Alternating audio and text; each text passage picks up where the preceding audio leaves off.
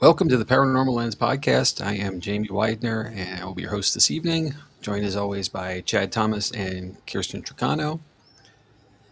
How we doing, dudes? Good, I think. My connection doesn't seem to be working on my end, but at least you guys are working. All right, all right. And well, Kirstin, you're under some thunderstorms, so some unique, Yeah, you might lose me. You might right? not. If we're lucky, I mean, what? No, I mean, oh, that'd be terrible. That'd be Jamie, terrible. Jamie, heartbroken. Starting already, right? Starting already. Yes, How was your week, guys? What's going on? boy. I'm I'm going to jump out because I'm not connecting, so you're going to lose me for a second. So Oh, we could talk about them again. This is Oh gonna be great. no, Chad, don't leave. Oh Okay, we're good. no! Oh, All right, what can we talk about now? buddy, never leave, Frank. Really, gosh. Just every time. Oh, what do you think? Hey, Chad. Hey, Chad's back. I'm back. I couldn't hear you that time, so We said a lot of terrible things about you. But in the nicest way possible. Exactly. All right. so Well, slow connections, thunderstorms, nothing's happening here. So, good thing I'm the host then, right? I'll that's stay right. with it and go. So no, my weekend was nice. I didn't have a lot going on. Went saw Dad, and that was about it. So Oh, good. Good. It's nice to have a lazy, even kind of keel weekend, from all the running and stuff we've been up to the last couple weeks. So, yeah, I had a fantasy football draft on Saturday, and that was the highlight of my weekend. I'm good with that. Like, low key, bunch of friends that I only see once a year. Okay. uh-huh. This is the day we get together. We've been doing this for 20 something years. I forget. We've lost track so many times over this now. But yeah, like we joke that we'll see each other again next year, and that's it. We're on our way. So, 4 hours later, and everybody's caught up. It's cool. Yeah. Okay. I mean, I've had an eventful week. I had some lovely auditions for a play I'm directing, which was today me trying to go through casting, and boy, is it hard this time. But other than that, thankfully no one's hurt. Alex and Cassie were in a car accident on Sunday, Oh, so they're both fine. The Rogue is no longer fine, uh-oh. but I'd rather a vehicle not be fine and everyone else be fine. Did And the then rogue go rogue on that, or is it? the Rogue did not go rogue. It was apparently a minivan that decided to go through a red light. Oh, it's always Yeah. But other than that, like I told you guys earlier, I'm just falling apart. still. So at least I know why I'm falling apart now. I Yeah. also got to do my first MRI for that, and I like the fact that they were like, "Here's some headphones. What do you want to listen to?" That is the best part. Yeah. So I want to say hi to Paula, who's joining us tonight. Hey, Paula. Good evening. Thanks for coming. Oh, Well, yeah, Kirsten, I've gone through a few of those, and back in the olden days when they did them in black and white, wow. you didn't have that luxury, and you just laid there and listened to the pinging and panging and banging, and uh, maddening. If you're lucky, you can fall asleep. Yeah, But the good old days. these are the good old days now, though, with headsets and everything, and Sirius XM, I guess it is. So But yeah, they're like, "We got Spotify," and I'm like, "Okay, yeah, cool." even better. But they were like, "Here's some earplugs, here's some headphones," and then I started falling asleep because they're like, "Yeah, this will be like 20, 30 minutes." It was like 10. Like I was almost asleep, and then like, "Okay, you're done." I'm like, I wanted a nap. Yeah, really, that's bunk. Yeah. Wow. Hopefully, it's not many more of these to go before you get resolution. So, Well, I'm pretty sure I'm gonna have resolution. It's now just, do I end up having to have surgery, and can it somehow wait until after the Ren Fair? exactly, decisions. Decisions. Yeah. Yeah. Well, I said this last week, with riding the horse and all the stuff like hashtag priorities. But I could say this from my own perspective. I tore my ACL the first time in June, and I was in a softball league, and I decided to hold off surgery until after the season. And it was always a risk. Everything I did was a risk with aggravation, making it worse. But it was already torn, so I couldn't tear it technically more, but I could cause other injury. So you run that risk. Get the facts, do the due diligence, and you'll make a sound decision from there. Yeah, We're good. I mean, if it is like, oh yeah, you're gonna need surgery, October joust changes. It's a whole new thing. If I won't have the same fight, I could always be like, hey, I can't put someone else in. Sure. Well, I can say this from experience too. Like this won't be the same likely for you, but because of an ACL, they had to replace that ligament. I have a cadaver ligament in my knee, Neat. which yeah, like dead people parts. And then I Yeah, tore neat. my bicep off. Whole process. Had to have another cadaver put in there. So, that's always a joke. Like, why am I interested in the paranormal? Because I have dead people inside me. So, you know, kind of. You think about it. You got real muffled, Jamie. Ah, Yep. Ah, there we Now are. you're back. how about that? How about now? All right. So, Well, best of luck. Hopefully everything's okay. catch up on a couple comments. Heather will be joining us, and then Heather joined us. Ah, there So, she is. Technical difficulties seem to be a thing tonight. And apparently they no longer run. Oh, So, Ah, so all right. I guess we need to find a rowboat. wait. If it's Delaware, I know someone with a boat down there. All right, we're not done yet. Maybe. We got options. All right. we'll have to see what happens. So, so anyway, Yeah. Speaking of options, did you go on vacation this summer, Jamie? I did. Let's talk about some options. We have choices when we go away. Um, sorry, I just saw this from Bert. I clicked. Jamie, your dead parts are trying to take over. Yeah, maybe. Thanks for that. That's not creepy. Maybe. Well, So, yeah. Speaking of options, we always have choices where we go in our personal time and the things that we like to do. Some people go to the beach. Some people go to the mountains. Some people go wherever. Some people go to amusement parks. I am a mountains person. I always have been. I probably always will be. Likely because my ginger birth does not allow me to be in the sun for more than 4 minutes at a time without bursting into flames. But there's a lot of shade in the mountains. But also, and I saw this, and I couldn't find it again. But there's a factoid of information that says for every 30 minutes you spend in the forest, you get like this much elevated advantage of your physical and mental health. It's the oxygenation of the trees, it's the calmness of the forest itself. These things, unless you're getting chased by a bear, I guess. But those things make your physical and mental health better. And I can speak to that because that's exactly how I feel when I go hiking and when I get out more, than all this stuff. And because you're not dealing with the stressors and pressures of what we normally deal with every day here in our homes and our jobs and everything. So I like to spend my summer, a week of my summer, if I could, in the state of Vermont. I've been around the state a couple times, but all the while being interested in paranormal stuff. And I've had the opportunity to go up and investigate Wilson Castle. And that was 2 years ago or so. The Lynches were along and a few others, the Cupotalos. We had a great time. But with that, around that time, I became aware of the Bennington Triangle. And it's not exactly a triangle like we're used to, in the sense like the Bermuda Triangle, perhaps, where there's, Bermuda, the Bahamas, and Florida as physical geographical points. We talked about in the past the Alaska Triangle has some physical geographical points. We've talked about the Michigan Triangle, again, physical geographical points, this town, this town, this town across the lake. We've talked about the Dragon Triangle, an episode, Chad, you covered. Yep. Physical points as well.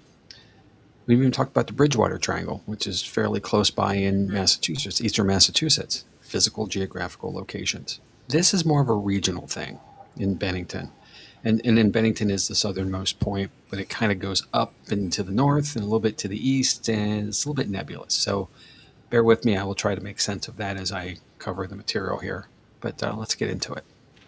So, we start with where are we in the world? We are in southwestern Vermont. Bennington is that corner city that's down there in the lower corner of the state. It's a funnel. It starts wider at the top, drops down into a narrow point at the bottom, and then the areas again to the north and east. So, in the mountains of southwestern Vermont, there is a stretch of country that seems to invite stories. The forests are deep, the roads are narrow, the weather can turn quickly, and the remains of old settlements are slowly being absorbed by trees and moss. At the center of the legend stands Glastonbury Mountain, surrounded by a wilderness that once supported logging camps and a small industrial community, but eventually became almost entirely forest again. Today, the region is often called the Bennington Triangle. The name did not exist when the most famous disappearances occurred. New England writer Joseph A. Citro coined it in 1992. I'm pretty sure Kirstin wasn't born yet, but okay. Drawing a comparison with Massachusetts. I don't know about the caveman times, Jamie. Okay, well, we'll catch you up to speed then. Thank you. So it was coined in 1992, a few years before Kirstin was born, and drawing a comparison with Massachusetts' Bridgewater Triangle, which is much older. The term gave a shape and a personality to a collection of stories that had previously been treated as separate tragedies. The mystery is built around 5 people who disappeared between 1945 and 1950. Mitty Rivers, Paula Jean Weldon, James Tedford, Paul Buddy Jepson, and Frida Langer. Their ages ranged from 8 to 74. Their circumstances were different. Some vanished in the woods, one apparently disappeared from a bus, another disappeared only a short distance from a family campsite. 4 were never found. However, Langer was found months later, but their death could not be explained. Those facts are enough to make the story compelling without adding anything supernatural. Yet the wilderness around Glastonbury already possessed a rich folklore of its own. Stories of strange lights, mysterious creatures, eerie sounds, disorientation, and an old curse became attached to the disappearances. In time, the cases were no longer simply missing person investigations, they became part of Vermont's mythology. This is the story of that landscape, and of the people who entered it, followed by the theories that have grown around their disappearance.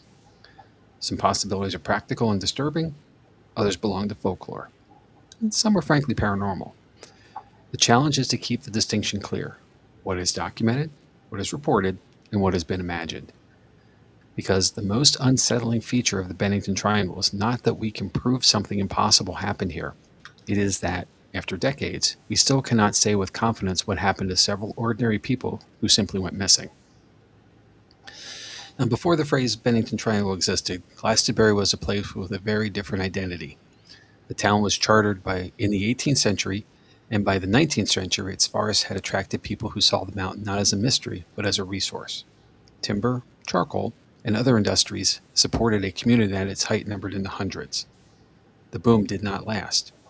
Heavy logging altered the landscape, and by the late 19th century, Glastonbury's population had declined sharply. Somerset, a nearby community, suffered a similar fate, and in 1937 both towns were unincorporated by Vermont.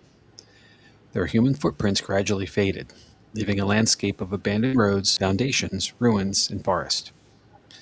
That history matters because wilderness is never simply empty.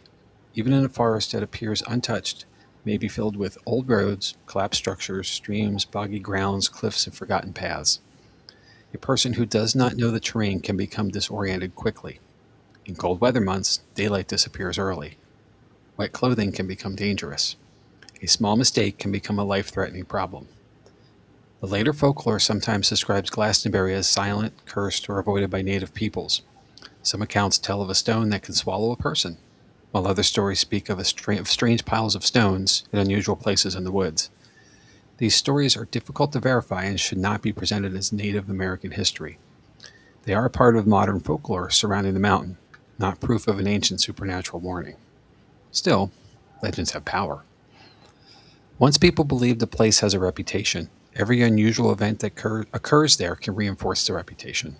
A strange light becomes a ghost light. A distant animal becomes a monster. A sudden compass error becomes evidence of a mysterious force. The forests around Glastonbury are therefore more than a backdrop. They are a participant in the story. They hide distance and alter perspective. They make familiar sounds difficult to identify. They can turn a person who is only a few hundred yards away into someone who is effectively invisible. In the autumn and winter of the 1940s, 5 people disappeared within this broad region. That coincidence would eventually become the foundation of Vermont's most enduring mysteries. Before the best-known sequence begins in 1945, some accounts place an earlier event in the mythology, the 1943 death of Carl Herrick.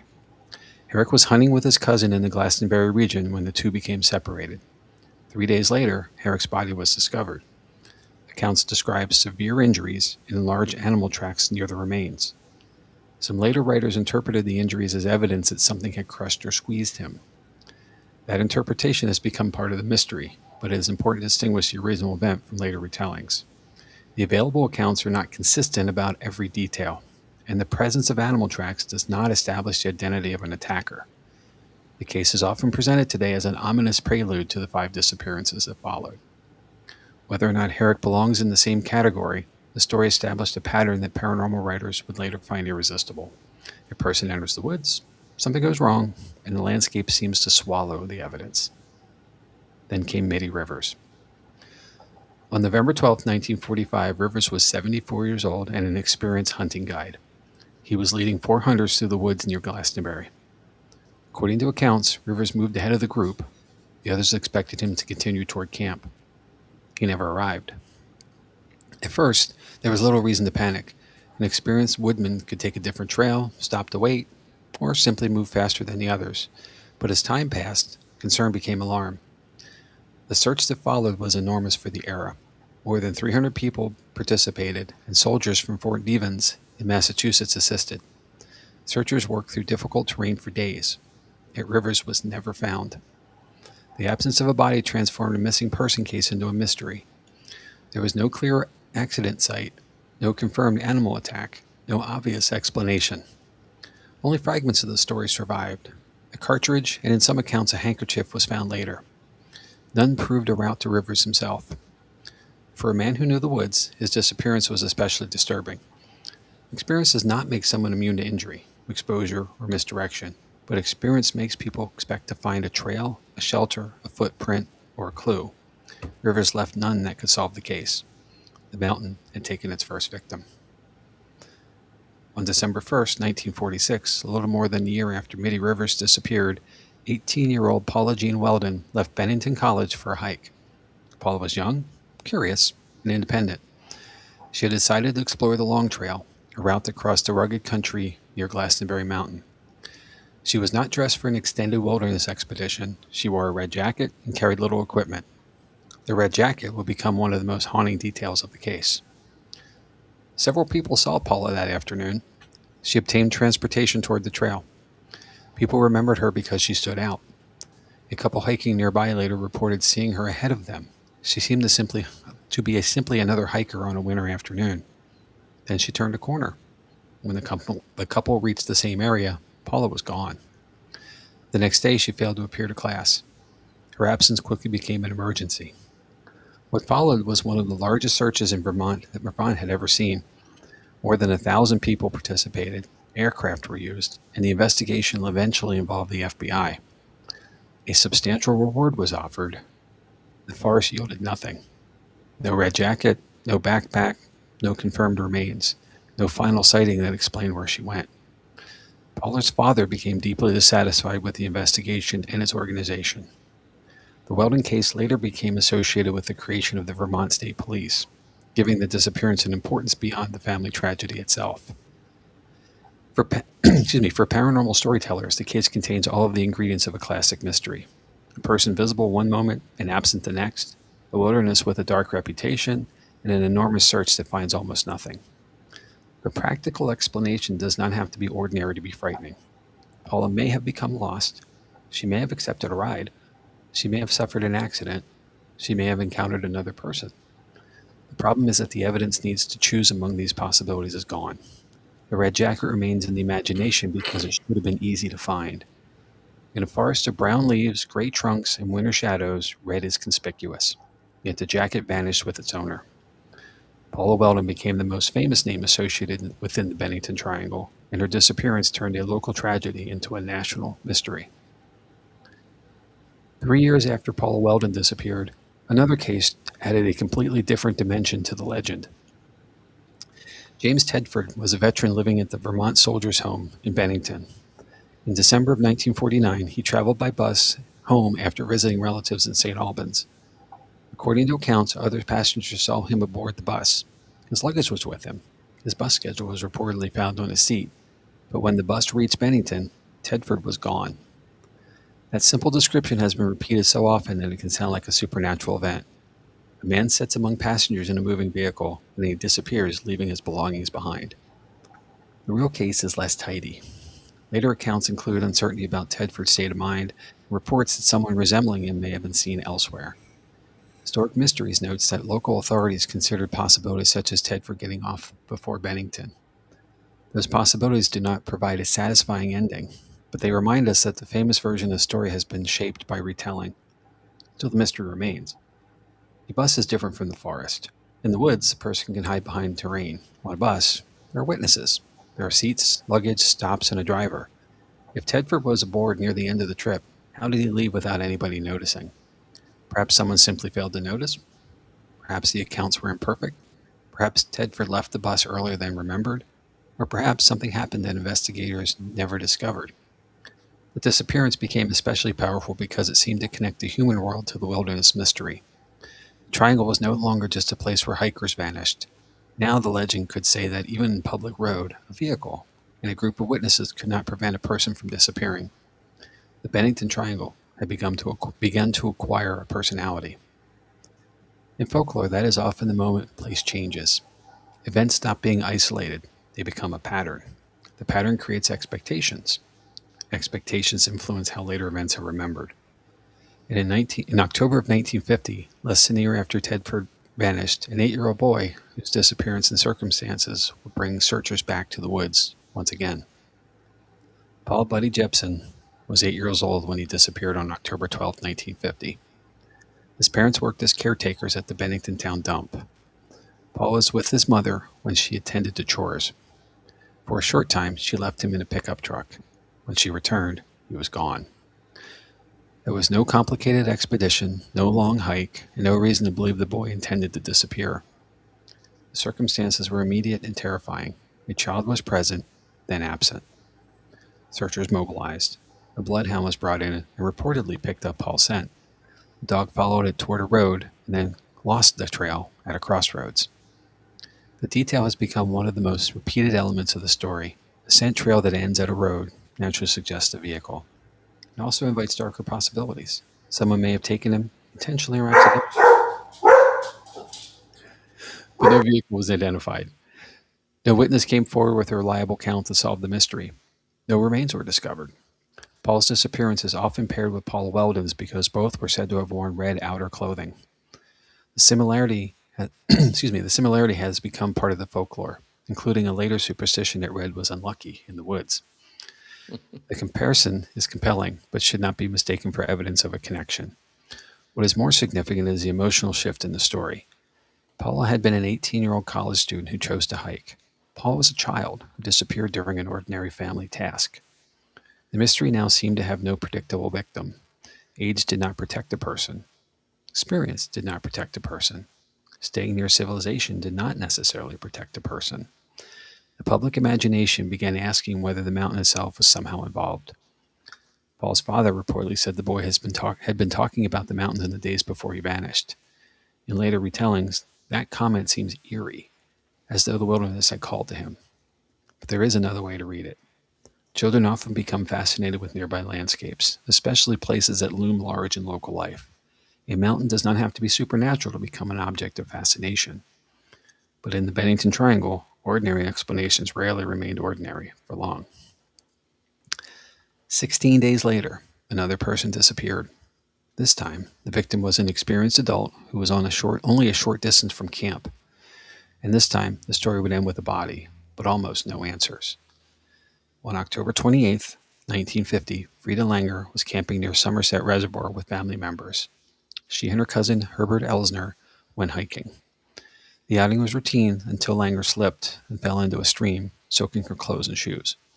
Because the campsite was nearby, she decided to return alone to change. She never arrived. Elsner waited, and then he went back toward camp. Frida was nowhere to be found. The response was immediate and extensive. Searchers including police, volunteers, firefighters, soldiers, and aircraft. Hundreds of people examined the area. Nothing. For weeks, the wilderness was searched. Trails were checked. Open ground was examined. People looked for signs of an injured hiker who might have been unable to return. There was no sign of Frida. Then months later, her body was discovered near the reservoir. Discovery should have ended the mystery.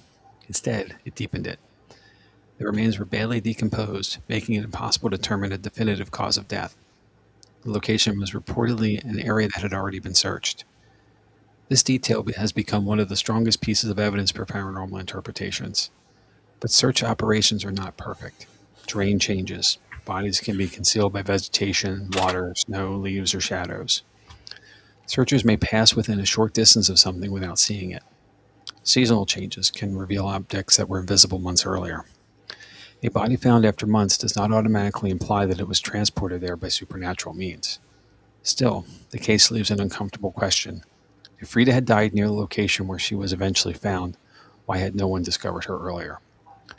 The uncertainty is precisely what allows the story to survive. Frida Langer was the last of the 5 major disappearances in the classic 1945 to 1950 sequence. Unlike Rivers, Weldon, Tedford, and Jepson, she was not permanently lost to the record. Her body came back, but the return brought no explanation. 5 people had vanished in 5 years. Only 1 was found. 4 remained missing. The pattern was complete. Once most people recognize a pattern, the theories can be multiplied. As I said, the phrase Bennington Triangle was created decades after the disappearances. The fact is important because it changes how we understand the story. There was no officially designated triangle in 1945. There was no government warning sign declaring the area anomalous. The cases were not investigated as pieces of a single supernatural phenomenon. They were individual missing persons investigations. Once the name existed, it became a container for stories. The boundaries of the triangle are not fixed. Different maps and writers describe the region differently, generally centering it on Glastonbury Mountain and extending toward Bennington, Woodford, Shaftesbury, Somerset, and the surrounding wilderness. Anomalous area. The lack of precise boundaries is another reason caution is necessary. A loosely defined area can grow to include events that might otherwise be considered unrelated. Yet the central case remains striking. Minnie Rivers disappeared in 1945. Paula Weldon disappeared in 1946. James Tedford in 1949. Paul Jepson in 1950. And Frida Langer disappeared 16 days later. The victims were different. The circumstances were different. The evidence was limited in each case. The last point is crucial. Mysteries become more powerful when evidence is scarce because the imagination has room to work. Every missing piece can become a doorway to speculation. If there had been clear footprints leading to a road, a known suspect, a recovered vehicle, or a documented accident, the story would be less mysterious. Instead, there are gaps, and gaps invite theories. The most reasonable explanation for at least some wilderness disappearance is often the least satisfying. People can become lost. Glastonbury is rugged country. A forest can look remarkably similar from one point to another. A trail can become faint. A person can make a wrong turn even without realizing it. Fog, rain, snow, wind, and early darkness can rapidly change the environment. A person who intends to hike for an hour may become disoriented and walk further while attempting to find a familiar landmark. Panic can make the situation worse. Instead of retracing a known route, a lost person may continue moving, crossing unfamiliar terrain and creating an increasingly difficult search problem. The human body also has limits. Cold exposure can impair judgment. Wet clothing can accelerate heat loss. Injuries can make movement impossible. A person who falls into a ravine or dense vegetation may become invisible from nearby trails. These realities provided plausible explanations for Rivers, Weldon, Jepson, and Langer. They do not necessarily explain Tedford, and that is where the cases resist being combined into one neat theory. The bus disappearance is fundamentally different. So is the fact that some victims were last seen in circumstances that did not require a deep wilderness expedition. Another proposed explanation involves wildlife. Animal attacks leave evidence. They can also result in remains being scattered or concealed. But the absence of confirmed predation evidence makes this explanation incomplete.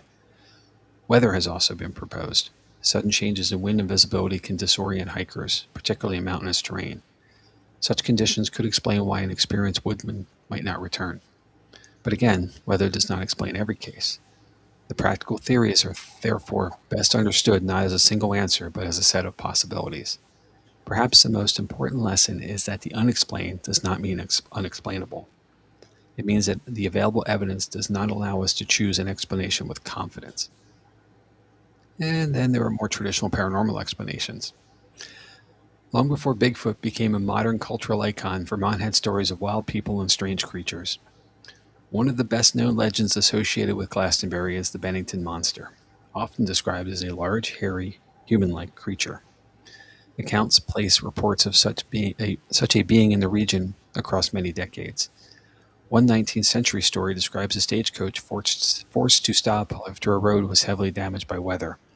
According to the tale, enormous footprints were discovered, and a hairy creature appeared, frightening the passengers and reportedly overturning the coach.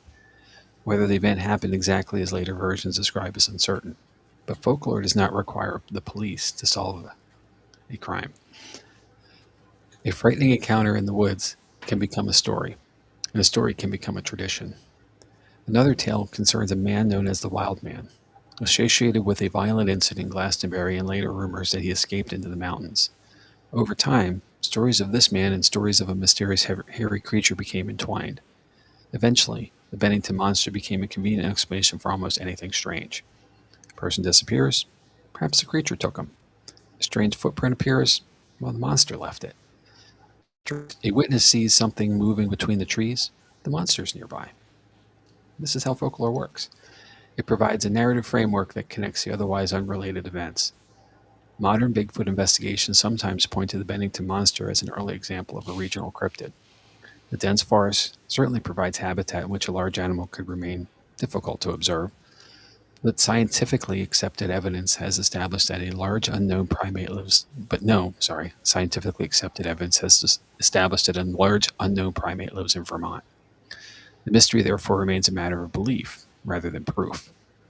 That does not make the stories meaningless. They reveal how people interpret wilderness. A forest can feel alive in ways that are difficult to describe. Sounds travel strangely. Branches move without obvious causes. Animals are glimpsed only for seconds. And in the right condition, the mind completes the picture. And once a community has a name for a thing it fears, the forest can seem to have a resident. The Bennington Triangle is not famous only for disappearances. Later reports describe strange lights, unusual sounds, unexplained figures, navigation problems, UFOs, and other experiences. Some accounts mention voices appearing on dead-air radio broadcasts. Others describe lights moving through the night sky or strange objects seen on the mountain. These reports are difficult to evaluate. A strange light may be an aircraft, a satellite, a planet, distant vehicle, atmospheric phenomenons, or something genuinely unidentified. And unidentified means only that the observer could not determine what it was. It does not automatically mean extraterrestrial. The same principle applies to sounds. Forests distort sound. Winds can carry voices from unexpected distances. Animals make noises that can sound surprisingly human. Branches rubbing against one another can create rhythms that resemble footsteps. Navigation problems can also have ordinary causes. A hiker may misread a map. Well, who really uses maps anymore, right? Lose a trail, underestimate distance, or become disoriented by terrain. Yet paranormal investigators are interested precisely because some explanations resist immediate explanation.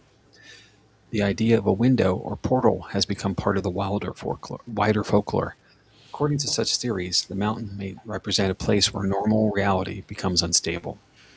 There is no reliable evidence proving such a portal exists. Still, the theory persists because it elegantly explains the central mystery. People disappear without leaving normal evidence. The danger of such explanations is that they can turn absence of evidence into evidence of the supernatural. If nothing is found, a portal is proposed. If strange lights appear, it becomes confirmation. If a witness becomes confused, the confusion itself becomes paranormal. A careful investigation has to work in the opposite direction. First, document what happened, then ask what ordinary explanations fit. Only after those possibilities have been examined should extraordinary explanations be considered. That approach does not destroy the mystery. In many cases, it makes the mystery more interesting. The Bennington Triangle does not need aliens, portals, or monsters to be fascinating. The documented disappearances are already extraordinary.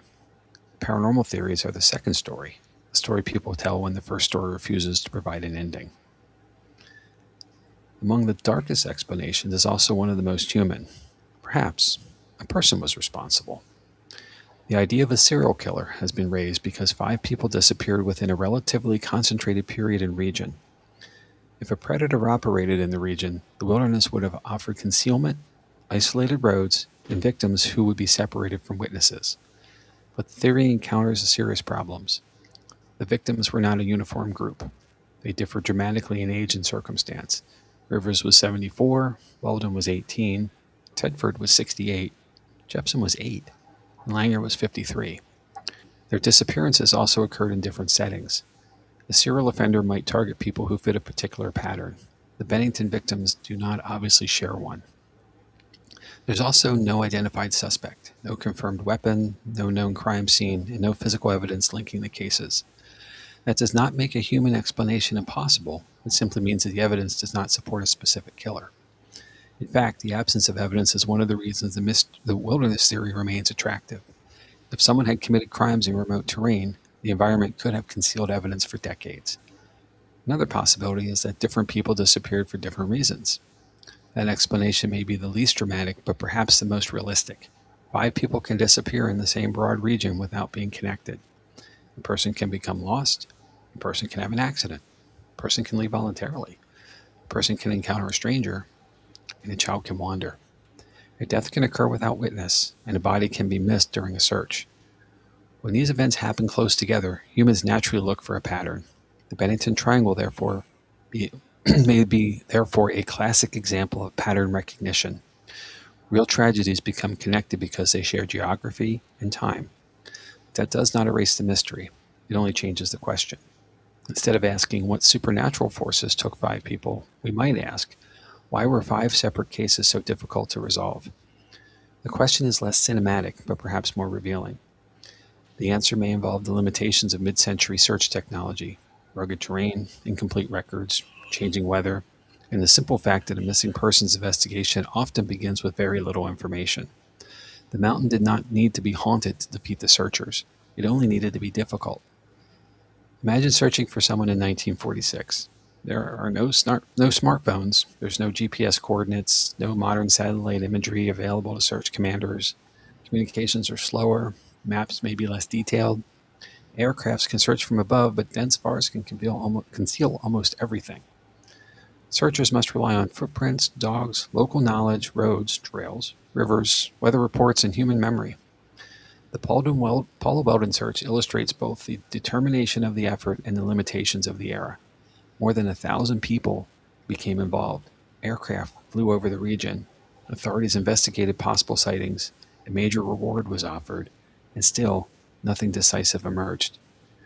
Search technology has improved enormously since then, but wilderness searches remain difficult even today.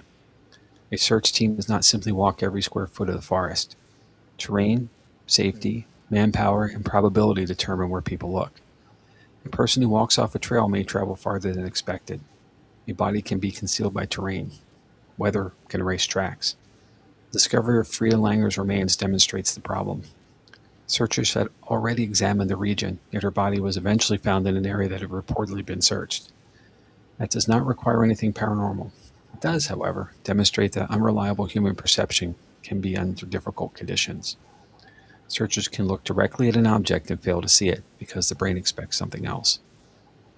Vegetation changes, lighting changes, the search area changes. In the Bennington Triangle, these limitations became part of the mystery. Every unsuccessful search made the disappearances more mysterious. Every missing clue created space for another theory. And every theory encouraged people to look back at the earlier cases for connections. That is how a series of tragedies became a legend. The searchers wanted people public wanted answers. The storytellers eventually wanted a mystery, and the mountain provided none of them. The Bennington Triangle survives because it sits at the intersection of history, wilderness, crime, folklore, and the paranormal. Each element reinforces the others. The abandoned towns give the landscape a ghost town atmosphere. The old legends provide a supernatural vocabulary. The disappearances provide real tragedy. The lack of resolution supplies uncertainty. Modern paranormal stories add UFOs, strange creatures, and unexplained lights. Remove any one of these pieces and the legend becomes weaker. But there is another reason the story endures. The missing people remain human. Mitty Rivers was simply not the first victim. He was an experienced guide who knew the terrain. Paula Weldon was not merely the girl in red. She was an 18-year-old student with plans, relationships, and a future that ended without explanation. James Tedford was not just a man who vanished from the bus. He was a veteran returning to the place where he lived. Paul Jepson was not a plot device. He was a child whose family suddenly faced the unimaginable. And Frida Langer was not simply the body that appeared. She was a wife, cousin, hiker, and member of a family that had to wait months for her return. Mystery storytelling can sometimes flatten people into characters. The best stories do the opposite. They remind us that every unexplained disappearance begins with an ordinary human life. That is why the Bennington Triangle should not be treated only as entertainment. The unanswered questions are interesting, but the uncertainty was devastating for the families. A paranormal explanation might be exciting, but it cannot provide closure. A theory about a monster cannot replace a missing person. A portal cannot replace a funeral. And a legend cannot replace the truth. Perhaps that is the most haunting aspect of all. And the mountain has become famous. The missing people have become legends. What their families wanted was much simpler. They wanted to know where their loved ones were. After decades of speculation, no single theory explains all 5 disappearances. A careful assessment, therefore, has to accept uncertainty. For many rivers, wilderness exposure, an accident, or an encounter with another person remains possible. As experience in the woods makes the case particularly unsettling, but expertise does not eliminate risk. For Paula Weldon, possibilities include getting lost, accepting transportation, suffering an accident, or encountering someone who harmed her. Her case remains open, and no definitive explanation has been established. For James Tedford, the bus story is perhaps the strangest because it appears to place him among witnesses immediately before he vanished. But later accounts contain uncertainties, including possible sightings and questions about his state of mind. The evidence does not establish a supernatural disappearance. For Paul Jepson, the abrupt loss of his scent near a road is often encouraged an abduction story. It remains possible, but no confirmed perpetrator or vehicle was identified. For Frida Langer, the eventual discovery of her remains proves at least a physical endpoint. Yet decomposition prevented investigators from determining a definitive cause of death, and the reported location of the body raises questions about how searchers could have missed it. The temptation is to force all 5 cases into one explanation, but perhaps they should not be forced. The Bennington Triangle may represent not one mystery, but 5 mysteries that happen to overlap geographically and historically. That interpretation is less satisfying because it removes the possibility of a single grand answer. It also makes the story more realistic. Real life is messy.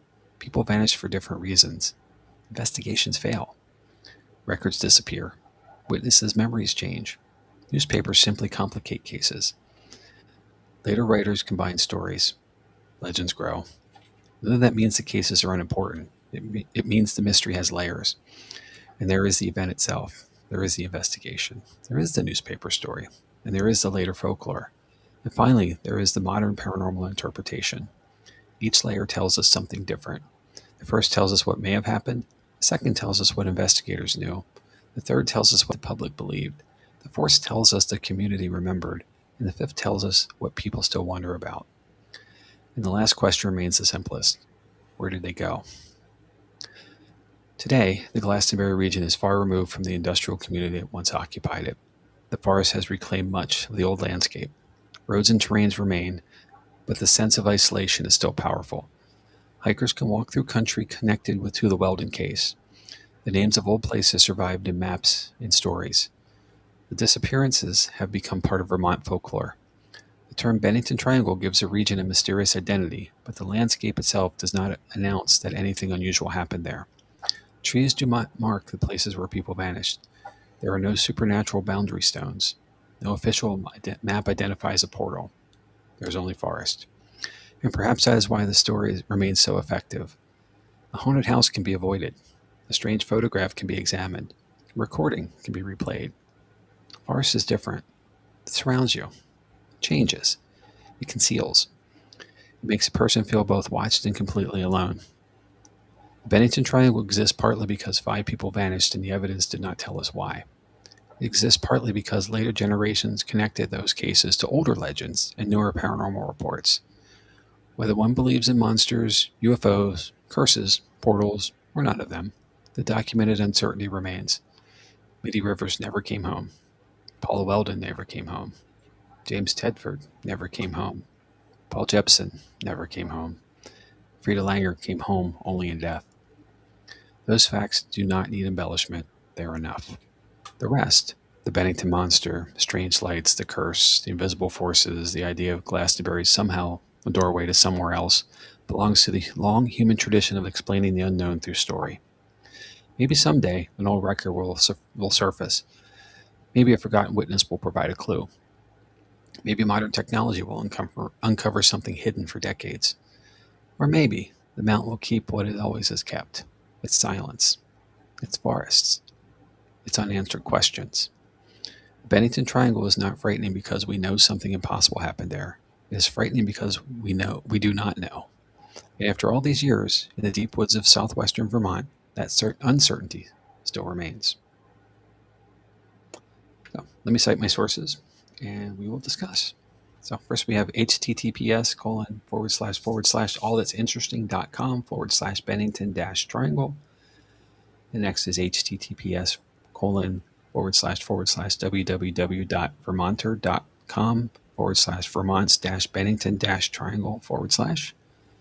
The next, https://www.legendsofamerica.com/Bennington-triangle-Vermont/.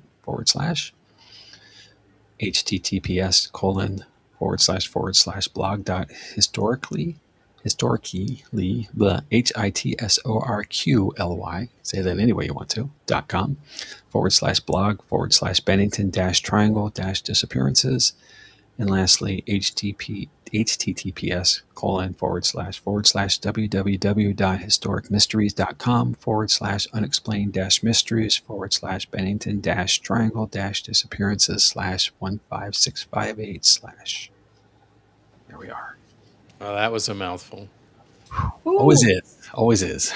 So, well, first, very, very lot of information covered. Nice job, Jamie.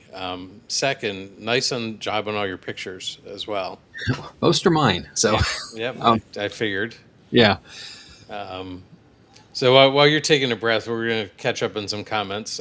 Going back to the beginning, Bert said, "You're never depressed in the woods." True. Very true.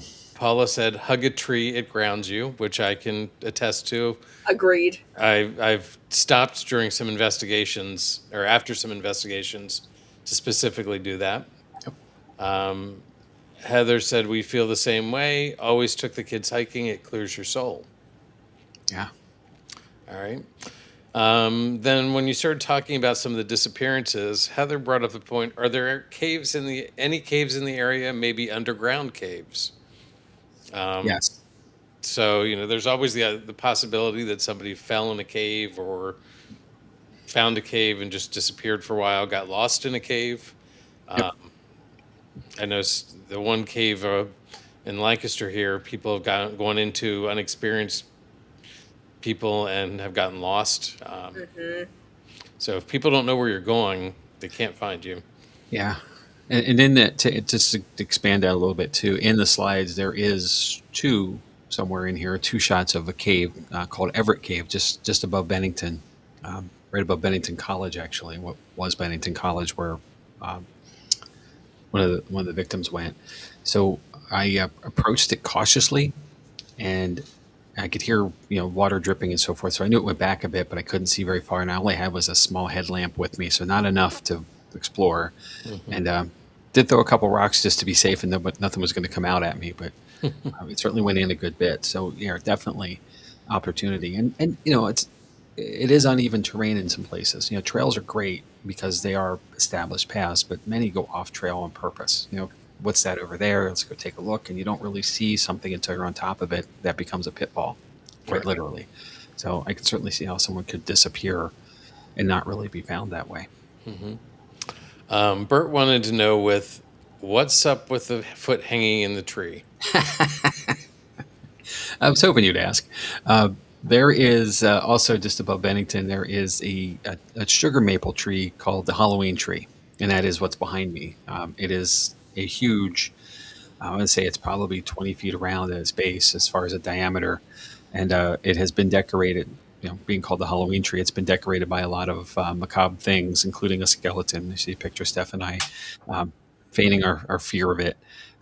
Unfortunately, the tree's been hit by lightning, so some of it has veered off, Aw. but it's also given it a very creepy effect because now it's partially burned as well.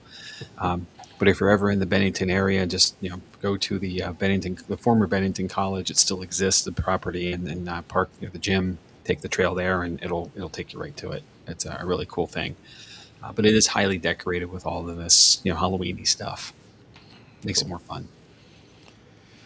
Heather said, beautiful pictures. Love the selfie, which you just referred to. I forget when Paula said this, but so sad. It was the I'm forgetting her name, but the one body that was found.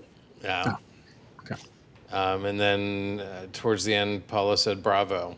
So, Thank you. so yeah, nicely done. Like you said, a lot of material to cover. One of the things that really surprised me, and if we can go back to the slides, there is one somewhere in the midst. There's a rock that was right at the trail that looks like it has gouges in it, and like 4 marks of claws, hands, whatever you want it to be. I And know I what stood there for the longest time looking at this, trying to understand what could have caused it.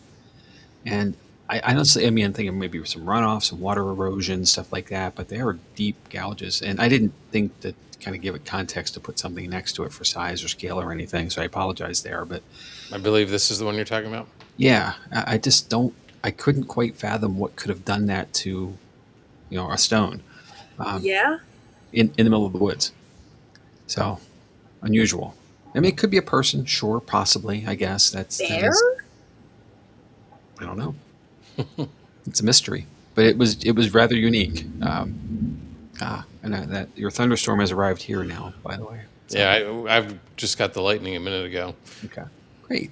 That's this. Enjoy. Just make it more spooky. Why not? Well, yeah, and having been there and done this, I recommend it. Obviously, I didn't think anybody, if you appreciate being outdoors, the woods are great. Vermont's far from some, but there was something special there. The nowhere I've gone, and around all my travels has been quite as special to me as Vermont. So um, there it is, the first call for a road trip. And by Chad of all things. Road trip. Also, Paula said, always great stories with all of you. Well, thank you. But yeah, But yeah, I'm looking forward to next year. Next summer we'll try to make another trek and maybe a little further north. But what's fun is that it's in the winter months. Vermont is a huge ski community. It's everywhere. All these mountains become resorts of some kind, and some connection to getting out. But in the summer, they are trails. And it's nice because they're well established. But a few places even have their gondolas open, so you can get a ride up to the top of the mountain and bring yourself down at your pace. So that, there's all kinds of ways to make things accessible. That doesn't have to be getting out there and trudging along and making a day of it, unless you want it to be. And then you certainly can do that too. One of the most interesting things we did was as we were hiking through an area, we came across a wide opening, and I don't know what caught my attention, but at the top of the clearing, which was probably 50 to 75 yards away, a head pops up over some wildflower area, and it's a brown bear. And I think it looked at me, and I looked at it, and we both probably went, "Oh crap!" Luckily, he decided to go the other way, and we didn't have to go that way. But it's like one of those moments of like, well, here we are, Mhm. and that could be a reasonable explanation for some of the issues. There certainly is wildlife there, a lot of things, and not just bears, but there are at least some reports of cougars and mountain lions. The predators that will attack a person. Um, a moose is a very dangerous animal Ooh, they're encountered in the wild, territorial. and they're huge. So there are a lot of things that could have done harm to people, well beyond something that's abnormal or paranormal. Mhm. But we want to believe the spooky stuff. We need the Right. spooky stories. And I think that's what's kind of fascinating about all of this is, it just lets our imagination wander beyond looking at facts and data. And to be fair, 1945 to 1950, there wasn't much. There wasn't the forensic evidence that we have now. There, we all can reference a show like CSI or something, where all the details are happening and everything's recorded down to the minute detail of it all. Right. And stuff like that just didn't happen. And records are imperfect. Things didn't survive. People forgot stuff. People weren't paying attention, to everybody else around them. So we are now. We all have our phones in our hands. We're documenting everything, which is kind of cool, I guess. Annoying to maybe more, but it just was a different time, and Right. people did go missing. And I'll say one more thing about it. When we did the Alaska Triangle episode, one of the things that was fascinating for me in doing the research was that people went missing on purpose. They went into They the chose to, wild. yeah. They chose to go there and not come back. And maybe some were intentional to say, I'm going to, bushcraft, my way through this and start something new. Others were done and they didn't want to come back, and that was their choice. I can't say that's the case for any of these people because it certainly doesn't take into account anything that, they were trying to be found. People Right. knew of them. They weren't doing this necessarily intentionally, but it is another element to when people go missing is sometimes they don't want to be found. It's like the Tolkien thing of not all who wander are lost. Right. Maybe that's the case. Heather has a question here. Do you think the lines represent days past for one of the people who were lost? Um, maybe, I'm not sure. Now, with this, did you discover it, or is this something that is like you just randomly It discovered? was I was walking along a trail just below Glastonbury and found this. So it is out in the open. Mhm. There's nothing around it necessarily that makes anything. There's no, at least to my knowledge, there's no buildings or any establishment of any kind. But that's again, it's kind of hard to tell sometimes. I show some piles of foundational stones and stuff in some of the images. So there definitely is still remnants of people, but around this place there wasn't. But that doesn't mean someone couldn't have been there. That's a fair point. Maybe that was someone tracking something. Right. And well, it's like I can't say vandalism. That's not the right thing, but when people spray paint stuff, tagging and things like that, maybe that was someone just being bored and chiseling and stuff in a stone. Maybe they're doing it on purpose to leave a mystery behind that someone else, but like me, would come along and say, "What the heck is this?" Right. Maybe But I don't know. to But it carve it was in stone unique. like that took an effort. If it was a person, it would, like if it was a wild animal, they may be able to do it. I don't know how soft the stone is. Right? It Yeah, I could can't also, remember. it could have been something geological that as it was moving, the stone was being moved somehow by a glacier or whatever. Sure. There's some different thoughts, ideas. So, Yeah. here's another comment from Heather. It's special because of the maple ice cream. Maple creamies, my friend. Maple creamies. There's a different term for ice cream in New England, and it's also it's basically soft serve ice cream. So yes, you're right, and it is maple is the best ever. So, well, yeah. All right, well that's how I spent my summer vacation, in and about the woods around the area.